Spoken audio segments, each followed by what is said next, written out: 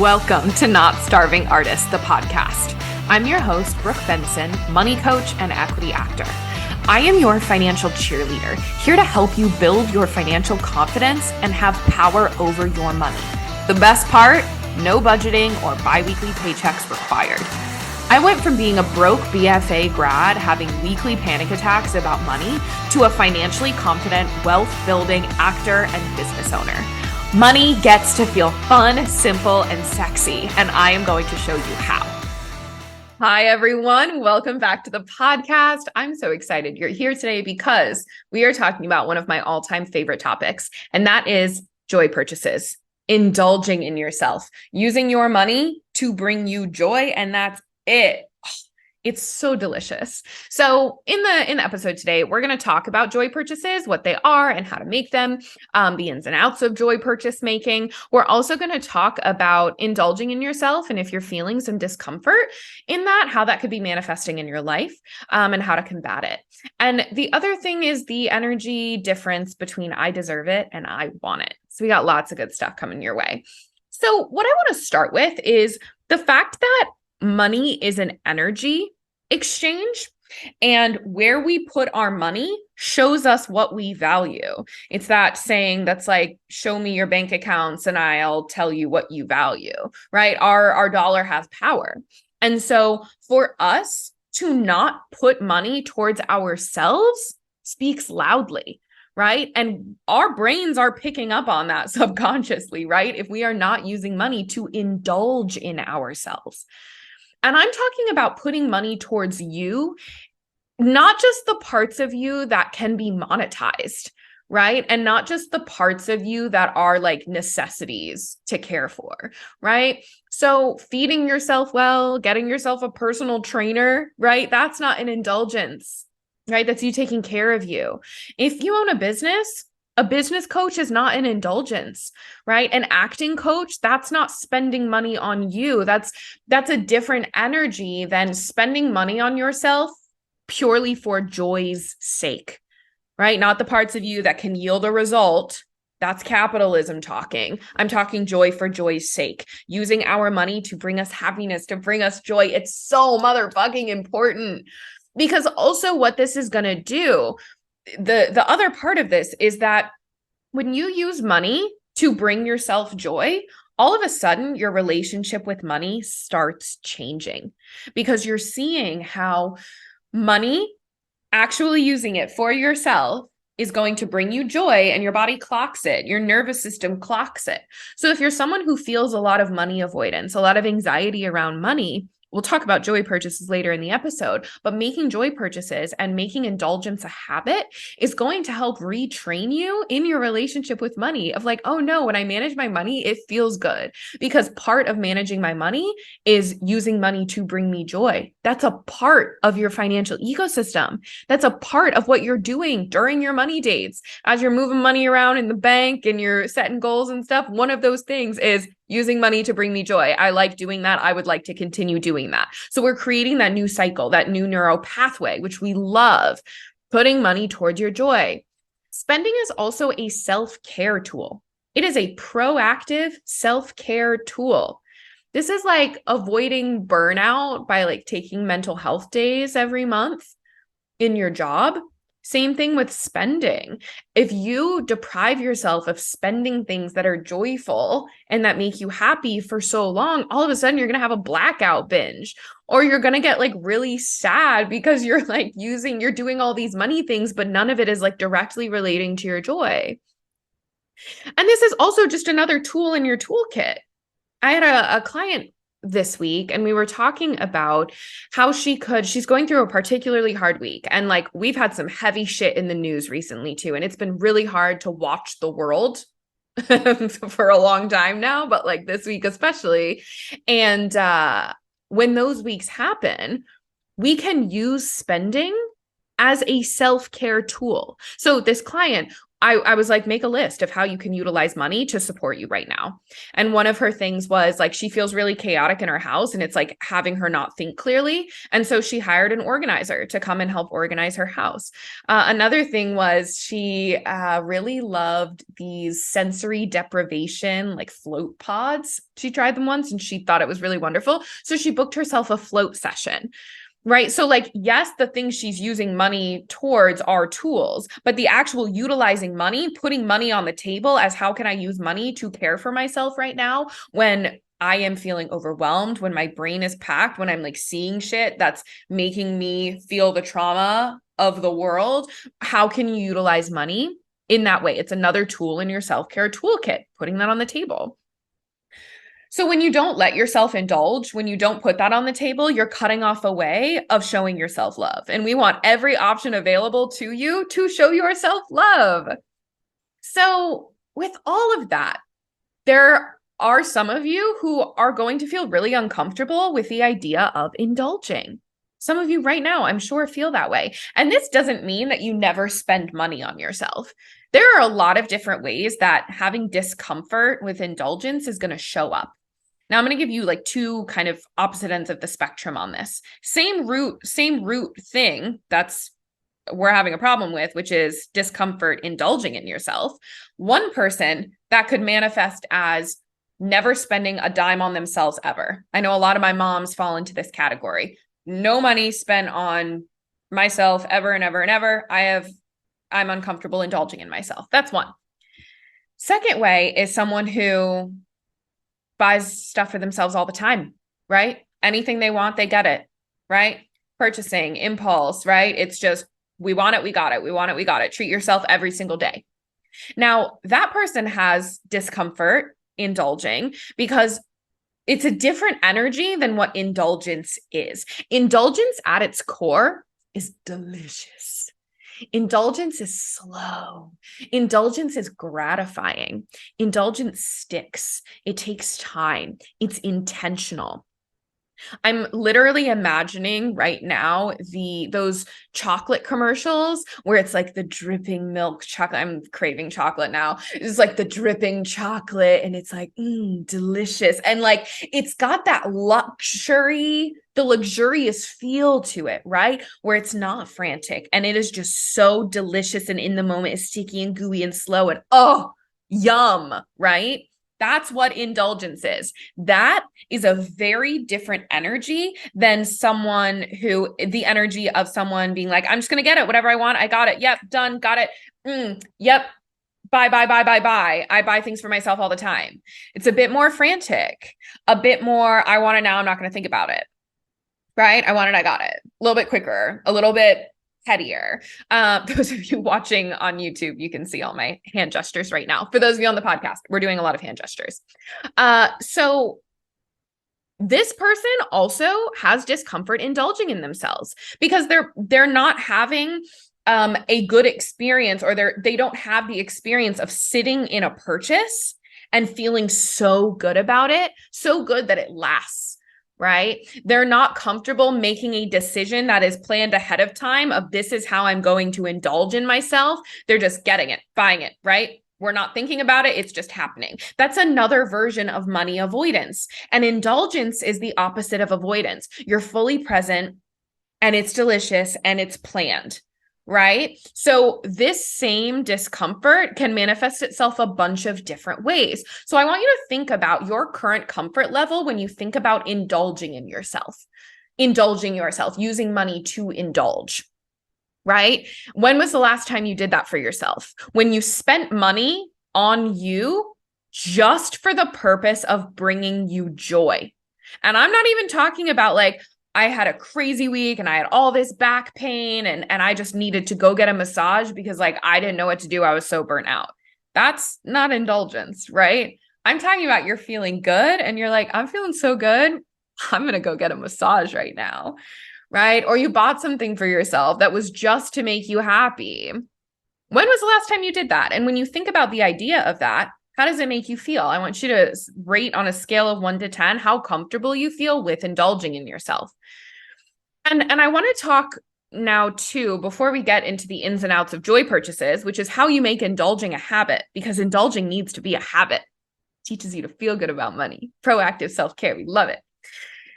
I want to talk about the difference between I deserve it energy and I want it energy.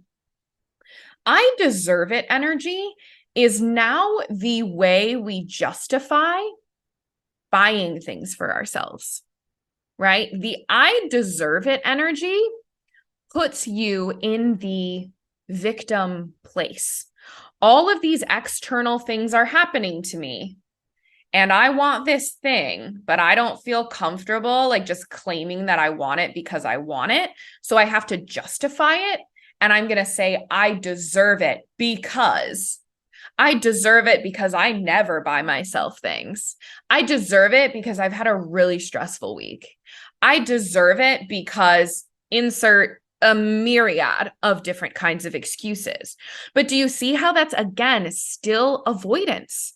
You're not actually letting yourself sit in the feelings of wanting something and claiming that you want something just because you want it, just because it's going to bring you joy. I talk with my clients about this all the time when they start implementing joy purchases. When I ask them, what was your joy purchase? It's so interesting to hear them justify their joy purchases of, yeah, I got this thing because, it was on sale, or I needed a new version of this anyway. So I got one that made me happy. And I'm like, There is no justification allowed with indulging in yourself. Indulgence means buying something just because you want it. Just because you want it. And this is a skill that you have to flex and you have to learn, especially for those of us who are like millennials and younger. We have just grown up in a world where economic crisis after economic crisis, all of the systemic bullshit and minimum wage, especially if you're artists, right? If you're an artist, the pay structure, there's just so much shit that is happening for those of you who are listening to this podcast. You probably fall in this category. So we've been ingrained to think that it's like you have to squeeze every dollar, and every dollar has to have a purpose, and you better be grateful for every dollar that you have, right? And so it's so hard for us to, and like generations above us too, they had a very different money mindset. And so this is a societal thing that has been ingrained in us of like, indulging is frivolous and you shouldn't, especially if you're not well off. Indulging is just not allowed for you. And that's crazy. That's fucking crazy. I want you to hear that. So when it comes to indulging, just know there's some thought rewiring that's going to need to happen. And it's not like your fault. We grew up in a culture and in a society that didn't support indulging for indulgence sake. So I want you to know that. I also want you to know that indulging is going to help your money. Indulging is going to help you make more. It's going to help you save more. It's going to help you manage your money like a badass, because indulging is going to make you feel good. It's helping you flex the skill of spending, which is going to make you want to manage your money more, because when you flex the skill of spending and you feel good about spending, you're saving more, you're feeling good getting into bed with your money, you're not avoiding your money. All of this then opens up the doors for you to start making more. So I want you to see that ripple effect. Indulging is a responsible money move. Indulging is a responsible money move. Okay. So let's talk about passive versus decision. So we're going to jump back to the I want it versus I deserve it energy. So many of us are in the I deserve it energy when it comes to buying things for ourselves because of all these thoughts that we have, the culture that we grew up in, right? Not fully supporting indulging for indulgence sake. So what happens is the I deserve it energy is passive. It's happening to me. I deserve it. I'm going to get it, kind of arm's reach, kind of blackout energy. Where I want it is a decision. It is a power play. It is, I am a financial CEO. I want this thing. I manage my money. I buy this thing. I want it is a decision, right? So for those of you who feel some money scarcity too, flexing this indulging muscle can be hard at first because it's going against the inclination to white knuckle your money. to hold it super, super tightly. The voice, and this could be a societal voice. This could be the voice of your mom or your dad or people you grew up with or your circle of friends or just your internal voice of what you think responsibility is, saying like, you don't need it.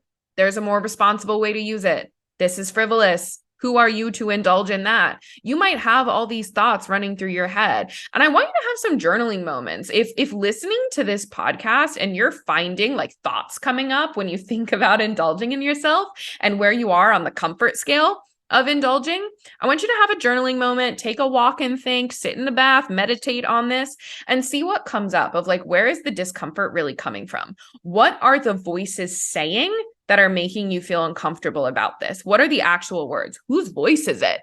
Ask yourself those questions, because that scarcity energy leads to never spending or blacking out and spending a fuck ton. Neither of those are good for you or good for your money. White knuckling your money is never good for your money. Money does not like to be white knuckled. So we're going to talk about intentionally indulging, again, joy purchases as a habit. And intentionally indulging and putting yourself into the habit of making joy purchases allows things to surface that you may need to process. So when you start making joy purchases and you start intentionally indulging, you're going to have those thoughts, some of those that I was just mentioning, like, why don't you feel worthy of this? Why doesn't it feel important to do this? Why does it feel frivolous to bring yourself joy? Why does that in and of itself, like putting money towards your joy, not feel good? Like there are going to be things that come up when you start planning your joy purchases, you're going to have thoughts come up. And I want you to clock the things that are coming up as you are going through this process, because those are the thoughts that you want to do some work around. Because going back to the whole reason we want to make more and save more and invest more is to spend it. The end goal of all of it is to spend it. And spending is so much fun when it brings you joy. So if life is so short, life is so short, and being able to use our money to bring us the most joy possible, to soak the most joy out of this life possible, that's a goal. That is goals, #goals, the goal, right? Getting joy out of life. So flexing this muscle is important, and it's important to work through the thoughts that tell you there's like a limit to how much joy you can have with your money, right? That's an important wall to work through. So what are we going to start implementing? What do I want you to start implementing to make indulgence a habit so that all those thoughts that you need to work through about your worth in enjoyment need to come up? Joy purchases. Joy purchases. Okay, I want you to implement this week. A joy purchase is proactive self-care. A joy purchase is a planned purchase that you make ahead of time, whose only purpose is to bring you joy. And this can be an object, this can be an experience, this can be an outing, this can be anything that you could utilize your money for. That could be a joy purchase. So it doesn't just need to be a physical object, although it can be. So the key things here: it's planned, and its only purpose is to bring you joy. So at the start of each month during your financial CEO parties, and a financial CEO party is what I teach my clients how to manage their money, their entire financial ecosystem in 1 hour a month at the start of the month. And then you don't have to worry about it the rest of the month. It's a fantastic process. You should start having financial CEO parties. There will be another podcast on this, but I also have some posts on my Instagram about it that you can go and look up. So during your financial CEO party, as you're moving money around, you're checking in on things, you're making money decisions for the next month, you're going to plan a joy purchase. You are going to plan an outing, an experience, an object, an item. You are going to plan it ahead of time and then decide when during the month you're going to buy it. You're going to get it for yourself. So again, planned, and its only purpose is to bring you joy. The reason I keep hammering this point home is that its only reason is to bring you joy is because I've watched this happen with some of my clients where they're like, yeah, I needed a new set of pots and pans. And I got the fun, like green pan ones, which are like the non-toxic ceramic ones. And it's like a blue color and it makes me really joyful to look at. And I'm like, you needed pans anyway. You were going to have to go out and get pans. That is not a joy purchase. I'm glad that you got the ones that brought you joy, but that is not a joy purchase. right? It's not a joy purchase if you already need a pair of jeans and you go out and get a pair of jeans and you call it a joy purchase. That's not a joy purchase. A joy purchase is inherently indulgent. Jeans are not indulgent, right? Pots and pans, not indulgent. Now, if it's like a really fancy cast iron skillet and you like never got one before and it's been on your mind for whatever, sure, that could be a joy purchase. Do you see the difference? Its only purpose is to bring you joy. I'll give some examples at the end of the episode too, so you can understand what I'm talking about. And if you're someone who's like, I don't know what I would want to buy, right? Like when I think about what would I want to intentionally buy as a joy purchase, I can't think of anything. I've got a perfect tool for you. You're going to create a note in your notes app and you're going to title it wish list. I have one of these too. You're going to title it wish list. And anytime you're walking through a store, you're scrolling Instagram and something catches your eye where you're like, oh, or you feel the impulse to buy it, right? The impulsive purchase muscle where it's like, I want to get that. You're going to put it on your list. You're going to take a picture of it if you're in the store. You write it down in this list, or you're going to, if you're scrolling on Instagram and you see something pop up, you're going to click the link, you're going to copy the link, and you're going to put it in this list. And anytime you feel an impulse, this also helps with impulsive purchasing. If you're someone who feels just like that energy of like, I just want to buy the things when I see them. This also helps with that because you're not telling yourself no. You're saying yes for a joy purchase when I decide to plan it later on. And just like not yet, but it's coming. So you're giving yourself the yes, the green light. You're just not getting it right at that moment.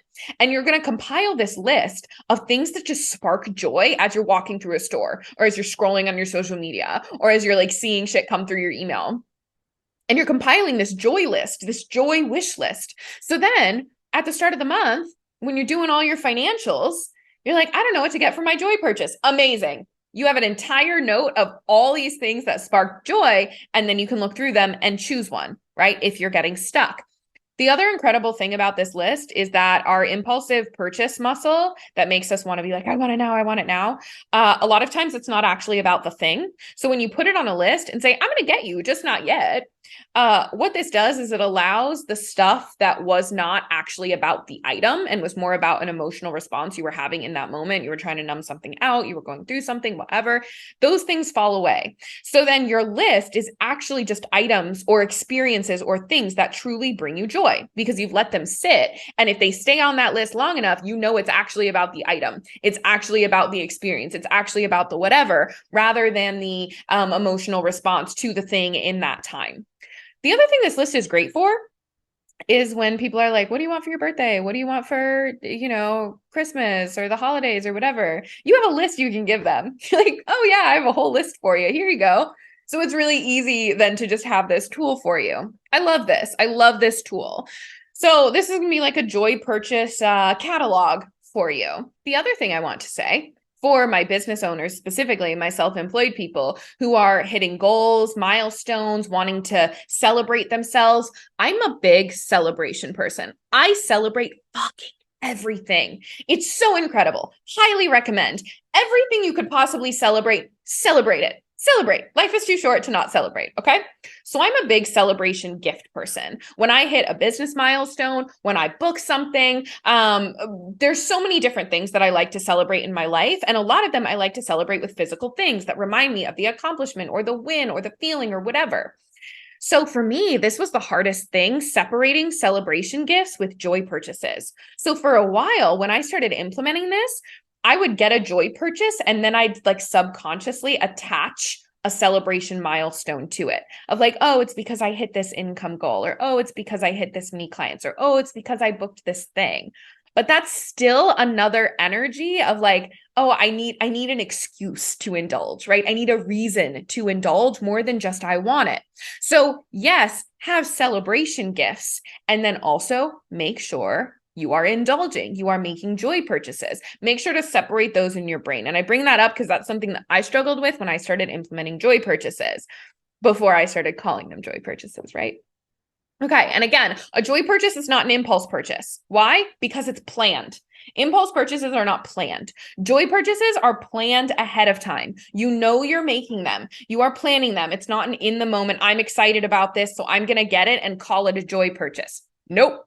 Put it on the list and you're going to buy it as a joy purchase later. It needs to be planned because that's training your body to be like, we love indulging, right? This isn't frantic energy. I'm going to let myself sit in the juicy, delicious desire of wanting something, knowing it's coming. One of my old business coaches used this metaphor, and I fucking love it. When it comes to wanting something and being in the phase of desire, the phase of desire shouldn't feel like lack. It shouldn't feel like, I don't have it yet. I don't have it yet. Why don't I have it yet? Fuck, fuck, fuck. It should feel so juicy of like, I know it's coming and I'm so excited, but I'm not in a rush because I know it's coming. She uses this analogy of, you've gone on a couple of dates with someone you're really into, really hot, intellectually brilliant, and you're on this date, and this is the date where like y'all are gonna kiss for the first time, and you're sitting there and you like feel the sparks, you feel it coming, but you're not like, just fucking kiss me already. Maybe you are, but that's not your energy. You're just like sitting in the deliciousness of knowing it's inevitable. And that buildup before the kiss is so juicy and fun. Wanting something and not having it yet gets to feel that way. You get to choose to make it feel like that first kiss energy, knowing it's coming, but I'm not just going to like grab his face and plant it on me. Again, maybe you do. The analogy breaks down a little bit here, but do you see how that's a very different energy?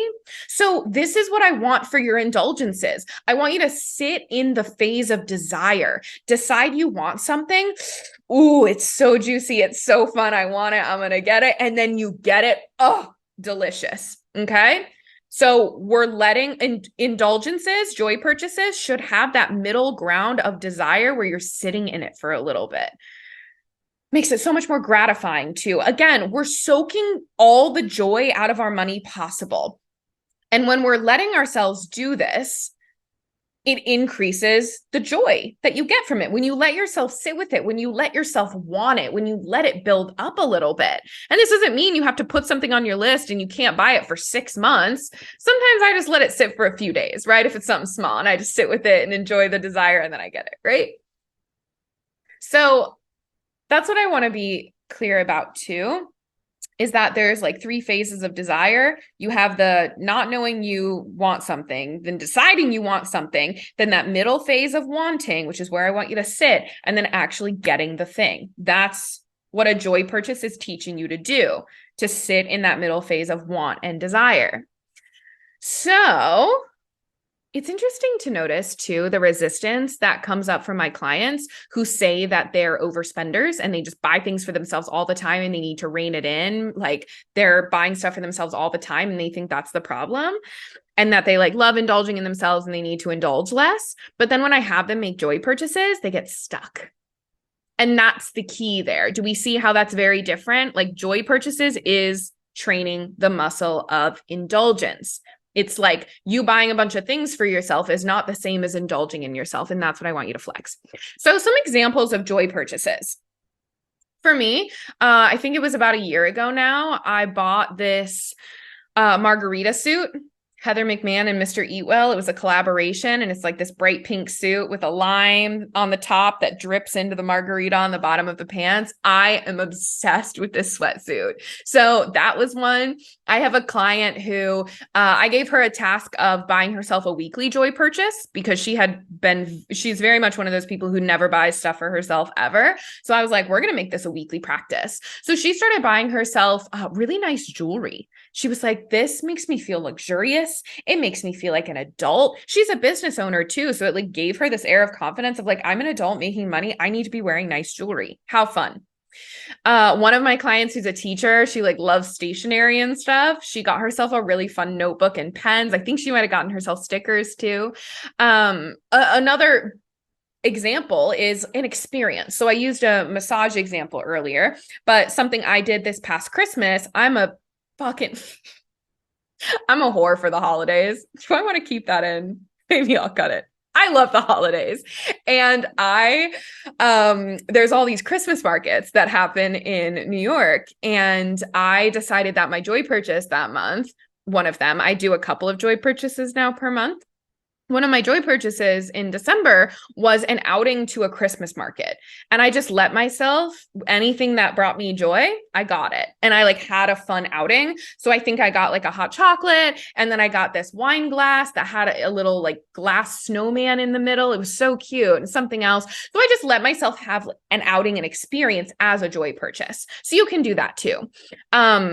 This month it was a Target trip where I went. I got this shirt actually. I went and I just let little Brooke, little like playful, excited Brooke, go and shop in Target. And she got bright nail polish. She got a bright t-shirt, just some fun stuff like that. Again, because I was like, what's going to bring me joy this month? What am I so excited about? I have a list too where I can buy a physical thing, but I want you to feel out what's making you the most excited and most joyful when you think about it. This could be a dinner out. This could be a drink at a bar that you would never normally take yourself to, where the cocktails are like $27. This could be going to a cafe and getting 3 pastries instead of just 1, right? Think and get creative of what is going to make you feel joyful. And like, I even noticed my body change and I started speaking differently when it's like, ooh, what else could be a joy purchase? Like, what are you subconsciously putting a wall up against? Like when I said, buy 3 pastries instead of 1.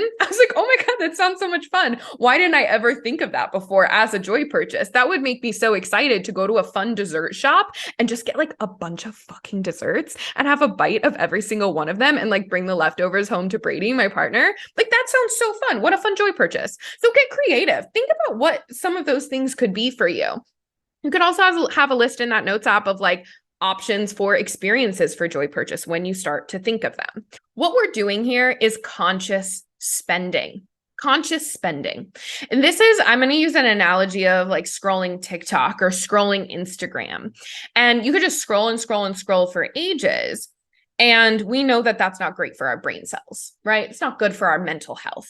And so there's apps where you can set screen limits, right? To help give you a little bit of guardrails. Like you can still scroll, but the scrolling is going to feel so much more enjoyable and have like a less detrimental effect on you when you have it inside of some guardrails. Right? It's going to bring you more joy too. That's what we're doing here. That's what I do with my clients in one-on-one coaching. It's about giving yourself some soft guardrails that you can play within. And inside of those guardrails, things feel more luxurious. You get to play more because you know like it's healthy for you and it's going to feel good in the long term, right? Instead of just like a free for all the time everywhere. So joy purchases are one of these things. It's conscious spending to soak the most joy out of your money possible. This is teaching yourself to what you like, wanting what you want. Like I said earlier, being in that phase 2 of wanting and desire, we don't let ourselves sit there very often.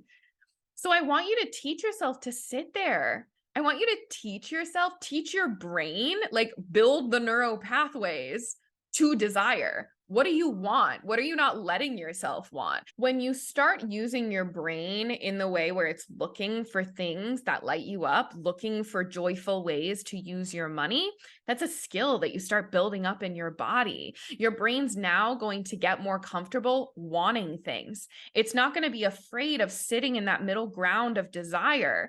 Because before it just felt like lack. I don't have it yet. I don't have enough. I want it and I don't have it. It no longer feels like that. You're ingraining that energy of, oh my God, it's so fun to want things. What else can I want? And then you start to unlock real desires. I was talking with one of my clients. We were doing an exercise around this, and she didn't realize that she wanted like a private chef and a private driver. I'm like, how fun is that desire? Doesn't have to be anything big either. It can be big things and it can be small things. And it doesn't have to be big things like that either. It can be really big expenditures, or it can be really small things like a whole new set of mugs, or even just like a puzzle from the Dollar Tree, or like toys from Five Below or something. Like it can be something as silly and frivolous and little as that. But the amount of joy that it will bring you, that's what we're calibrating. So like for me, my joy purchases are never in the same dollar range. Sometimes it's a literal $3 something from Target.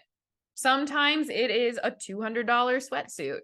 Sometimes it's a $12 journal, right? Even though I have 6, like, let me get this other fun one. Sometimes it's a night at a resort in Midtown, but I'm letting my desire lead the way.